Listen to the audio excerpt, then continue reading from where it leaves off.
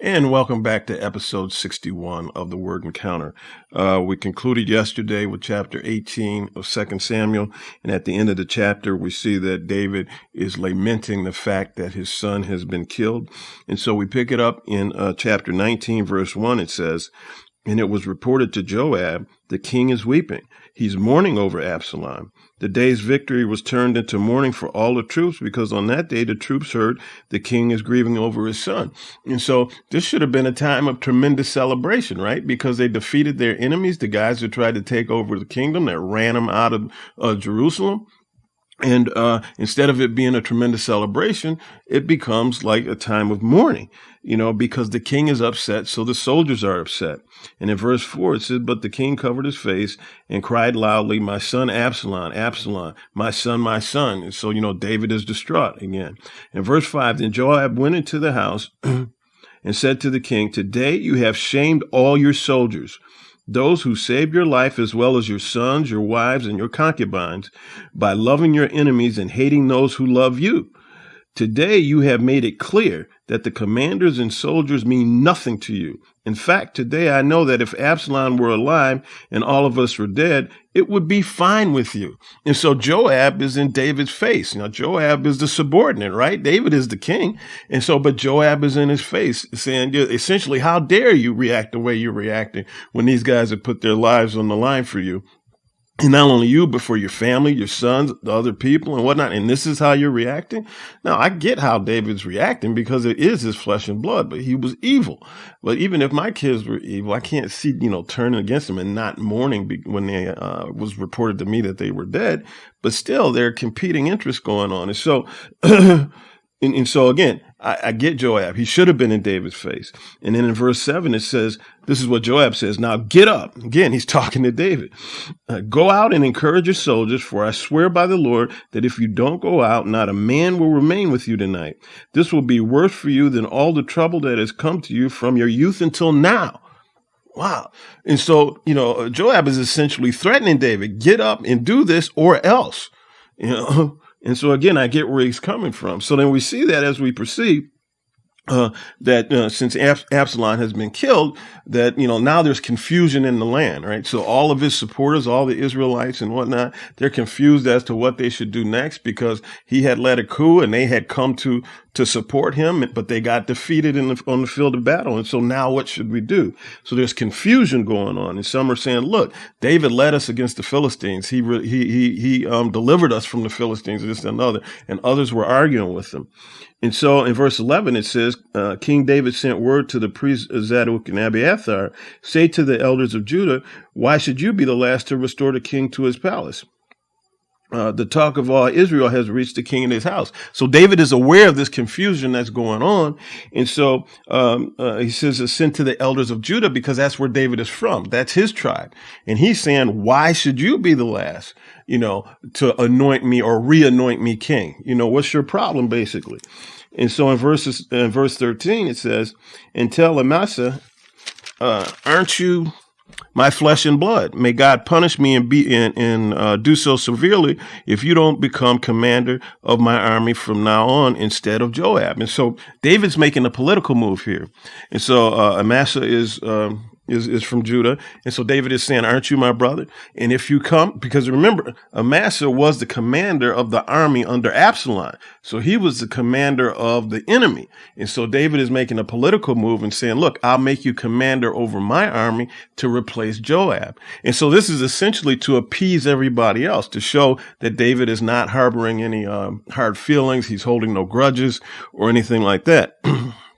In verse 14, it says, "So he won over all the men of Judah, and they unanimously sent word to the king, 'Come back, you and all your servants.' Then the king returned." So then he's going back to Jerusalem now to return as king. He made this political move, making Amasa the commander of his army, saying, look, everything that has happened is forgotten. Let's just move on. And so it says in verse 16, Shimei, he was a Benjamite. He hurried down with the men of Judah to meet King David. And so when Shimei, we drop down to verse 18, when Shimei crossed the Jordan, he fell face down before the king and said to him, "My lord, don't hold me guilty and don't remember your servant's wrongdoing on the day my lord the king left Jerusalem." Remember, it was Shimei that was cursing David when he was going out of the city and kicking rocks and stones on him and cursing him. And Abishai wanted to take his head off and kill him, but David said, no, we're not going to do that. And so now Shimei is coming back and saying, "Forgive me, Lord, forgive me for my insolence. I didn't mean it. May the king not take it to heart, for your servant knows that I have sinned. But look, today I'm the first one to enter, first one of the entire house of Joseph to come down to meet my lord the king." So he's saying, "Forgive me. Look, I'm the first one to come back. And, I was stupid. I sinned. Don't hold it against me." And so Abishai, again, he wants to take his head off. He wants to put him to death. But David says, no, we're not going to do that. In verse 23, it says, "So the king said to Shimei, 'You will not die.' Then the king gave him his oath." So he vowed to Shimei that he would not put him to death. In verse 24, Mephibosheth, Saul's grandson, also went down to meet the king. He had not taken care of his feet, trimmed his mustache, or washed his clothes from the day the king left until the day he returned safely. When he came from Jerusalem to meet the king asked him, "Mephibosheth, why didn't you come with me?" Now remember, Zimri, Mephibosheth's caretaker, told David that Mephibosheth told him that essentially Absalom was going to restore Saul's, his grandfather's, kingdom to Mephibosheth. And so therefore, he wasn't coming to meet David because he was going to get restored, made whole again from Absalom. And in verse 26, "My lord the king," he replied, so this is Mephibosheth replying to David, "My lord the king, my servant Ziba betrayed me. Actually, your servant said, 'I'll saddle the donkey for myself so that I may ride it and go with the king, for your servant is lame.' Ziba slandered your servant to my lord the king, but my lord the king is like an angel of God, so do whatever you think is best." And so Mephibosheth is telling him what happened, but he says, "Look, I throw myself at your mercy. If you think that I turn my back on you, then do whatever you think you should do to me." In verse 28, "My grandfather's entire family deserves death from my lord the king, but you set your servant among those who eat at your table." So Mephibosheth is essentially admitting to David, look, my grandfather was evil. He deserved death and whatnot, but I, one of his descendants, am sitting at your table because of your mercy, king. So what further right do I have to keep on making appeals to the king? The king said to him, "Why keep on speaking about these matters of yours? I hereby declare you and Ziba are to divide the land." And so David essentially doesn't know who's telling the truth, right? Is it Ziba or is it Mephibosheth? So he said, well, just split up the territory between the two of you. But Mephibosheth said to the king, "Instead, may my lord the king, since my lord the king has come to his palace safely, let Ziba take it all." So Mephibosheth is saying, look, I don't want any of it. He can have it all. Since you're safe, he can have it all. And to me, that kind of reveals who's telling the truth. Anyway, so the king goes on, and we drop down to chapter 40, and he went to Gilgal.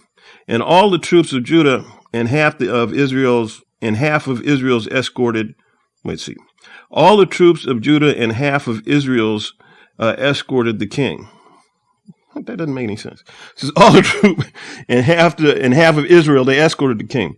Suddenly, all the men of Israel came to the king. They asked him, "Why did our brothers, the men of Judah, take you away secretly and transport the king to his household across the Jordan, along with all of David's men?" In other words, they're saying, so all the peoples other than the people of Judah said to them, "Why weren't we a part of this? How come we didn't get to escort you too?" In verse 42, all the men of Judah responded to the men of Israel, "Because the king is our relative." In other words, he's from Judah. We're from Judah. So that's why we escorted him and you weren't a part of it. And so in verse 43, the men of Israel answered the men of Judah, "We have 10 times the share. We have 10 shares in the king, so we have a greater claim to David than you." In other words, we have more claim to him than you do. And they're saying, how come you didn't include us? And so there's still this squabble going on between the Israelites and Judah. So, that even though Absalom was defeated, we have the vestiges of the squabble that's still happening. And so, And so out of this, in chapter 20, a wicked man, a Benjamite named Sheba, happened to be there. And so he says, we have no portion in David, no inheritance in Jesse's son, each man to his tent, Israel. So he's inciting a rebellion. He's essentially carrying on what Absalom started. In verse 2, so all the men of Israel deserted David and followed Sheba. So we see in their heart, they still weren't with David. They still weren't with Judah. But the men of Judah from the Jordan all the way to Jerusalem remained loyal to the king. So they remained loyal to David. But the rest of the Israelites went with Sheba. And so in verse 4, David said to Amasa, summon the men of Judah to me within 3 days and be here yourself. Amasa went and summoned Judah, but he took longer than the time allotted. So David said to Abishai, Sheba will do more harm to us than Absalom. Take the Lord's soldiers and pursue him. And then in verse 7, so Joab's men and all the warriors marched out under Abishai's command.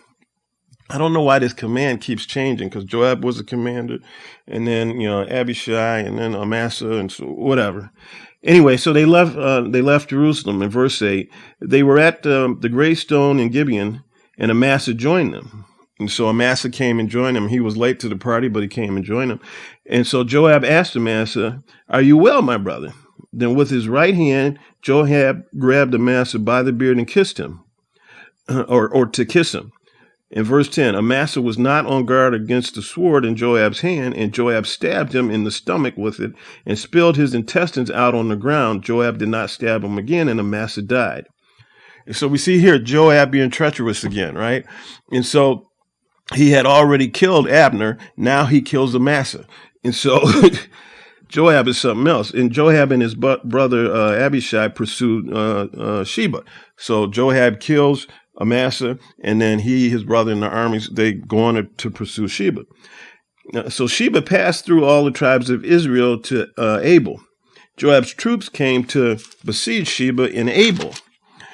And while the troops were with Joab, were battering the wall to make it collapse, a wise woman called out from the city, listen, please tell Joab, come here and let me speak to him. So they're trying to batter the wall and knock it down to seize the city. But a wise woman in the city said, hey, go get Joab for me. I need to speak to him. And in verse 18, she said, in the past, they used to say, seek counsel in Abel. In other words, seek counsel in my city. And that's how they settle disputes. I am one of the peaceful and faithful in Israel, but you are trying to destroy a city that is like a mother in Israel. Why do you devour the Lord's inheritance? In verse 20, Joab protested, never. I would never devour or demolish. That is not the case. Here's a man named Sheba from the hill country of Ephraim who has rebelled against King David. Deliver this one man, or I will withdraw from the city. So Joab is telling her, look, I'm not here to destroy this city. I just want this one dude. Just give me that one dude. The woman replied to Joab, watch, his head will be thrown over the wall to you. In verse 22, the woman went to all the people with her wise counsel, and they cut off the head of Sheba, and she threw it to Joab.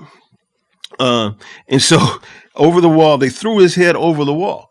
He cut off his head, and just that had to be some interesting counsel, right? No, we got to get rid of this dude. So let's not just hand him over. We're going to cut off his head and throw his head to him. And that's what they did. And so, and then after that, the rebellion, I said, was over. I should say was over. And so that was the end of that revolt. And so we move on to chapter 21, and we see that, in verse 1, during David's reign, there was a famine for 3 consecutive years. So David inquired of the Lord. The Lord answered, it is due to Saul and his bloody family because he killed the Gibeonites. And so if we recall, the Gibeonites were the ones who had kind of tricked Joshua into this treaty. And so they were making a vow not to destroy us and this, that, and the other, and we'll be your servants. But, essentially, and this isn't recorded in the word, but so obviously I should say that Saul just disregarded that vow and that treaty, and he was trying to eliminate them and kill them. And so the Lord is saying, because Saul broke the vow, this is why there's this famine in the land. And so in verse 3, David, summons the Gibeonites and asks them, "What should I do for you? How can I make atonement so that you will bring a blessing on the Lord's inheritance?" And so the Gibeonites said to him, "Look, we don't want money. We don't want any of that kind of stuff." But they do say in verse 6, "Let 7 of his male descendants," now they're talking about Saul, because Saul is the one that tried to exterminate them. And so he says, "Let 7 of his male descendants be handed over to us so we may hang them in the presence of the Lord." So give us 7 of Saul's descendants, so we can kill them, so we can execute them. Now remember, they didn't do anything. This is Saul's doing. And this is a couple generations, or at least one generation ago, I guess, 1 or 2. And so that's what David did. He didn't hand over Mephibosheth, but he handed over 7 people that were descendants of Saul. And it says in verse 9, they hanged them on the hill in the presence of the Lord. And so they hung them. They executed these 7 people. And because of this, Israel got blessed. So we see that what happened then, they hanged these people. And then David went to the tombs and gathered up the bones of Saul and Jonathan, and then the bones of the 7 guys that were hung. And he says, it says, they gathered up the bones of Saul's family who had been hanged and buried the bones of Saul and his son Jonathan at Zelah in the land of Benjamin. After this, God was receptive to prayer for the land. So we see that even though Joshua had been dead for a while and whatnot, he did make this vow, and Saul broke Jonathan's vow because Jonathan's vow was a vow from Israel. Saul broke it, and so therefore there were consequences, and David had to atone for what Saul did. And so we see how the Lord kind of keeps track of these kind of things. And so then we go into chapter 22, and we see that David pens a song of thanksgiving, and so you should read through that. And then in chapter 23, we have the exploits of David's warriors, which is very interesting reading. It goes through individuals with regard to some of their conquests on the battlefield, and in the lineage of his warriors. And then we see in chapter 4 that the Lord's anger burned against Israel again, and he stirred up David against them to say, "Go count the people of Israel and Judah." And so what has happened here, is that David wants to have a census of his army. He wants to count how many soldiers there are, and this is sinful. We'll find out why in a second. And so Joab said to the king, essentially, "Why do you want to do this? This is wrong. Why do you want to do it?" But the king's word prevailed. And then in verse 3, Joab replied to the king, "May the Lord your God multiply the troops 100 times more than they are, while my lord the king looks on. But why does my lord the king want to do this?" And so Joab is saying, "Look, I hope this thing expands ridiculously. But why, oh why do you want to do this, David? We shouldn't do this." But again, his word prevails. And so verse 8, they had gone through, and it took them 9 months and 20 days in order to count the troops. And the troops counted 800,000. So there were 800,000 soldiers throughout the land. And then it says in verse 10, David's conscience troubled him after he had taken a census of the troops. He said to the Lord, "I have sinned greatly in what I have done. Now, Lord, because I have been very foolish, please take away your servant's guilt." And so David recognized he sinned. Now, how did he sin? David was looking to gain strength from the numbers of his troops, as opposed to relying on the faithfulness of the Lord. The Lord had always taken care of David, always given him victory on the battlefield. But now he was looking at the natural things and how many troops he had. This is kind of akin to our bank accounts, right? And so how much money do I have in there? Do I feel secure or not secure, this and the other, instead of relying on the Lord to watch over us? And so this is the sin that David had made. Essentially, he had, during this period, become unfaithful for some kind of reason. And so the Lord sent Gad to tell him how he can atone for this sin. In verse 13, Gad went to David, told him, you have 3 choices. Do you want 3 years of famine to come on your land, to flee from your foes for 3 months while they pursue you, or to have a plague in your land for 3 days? So it says, which one do you want?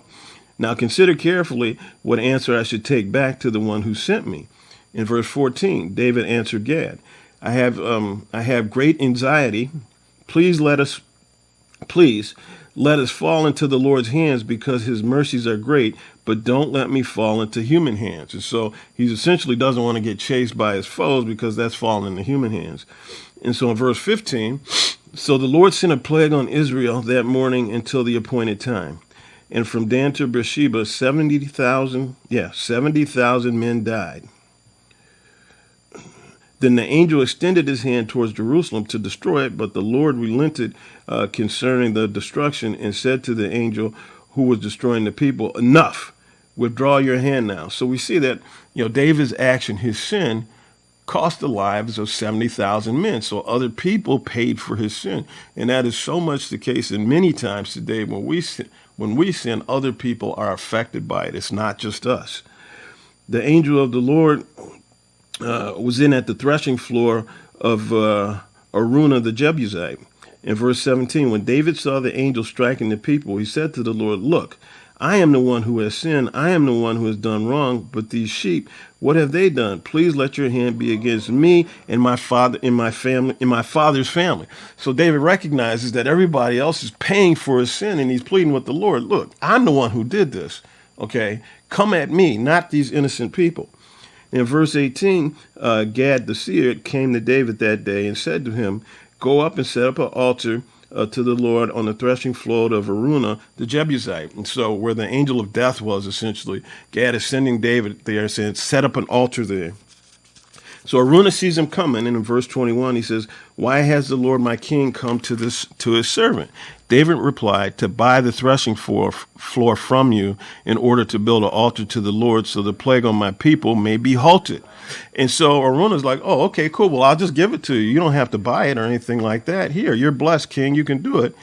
But here's David's answer in verse 24. The king answered Araunah, no, I insist on buying it from you for a price, for I will not offer to the Lord my God burnt offerings that cost me nothing. And so David realized, look, I've got to sacrifice something. I have to pay for this in some kind of way. I can't just give him something that costs me nothing. That's deep.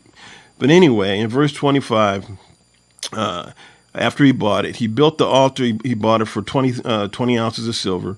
And then he built an altar to the Lord there and offered burnt offerings and fellowship offerings. Then the Lord was receptive to prayer for the land, and the plague on Israel ended. And with that, we will end this episode.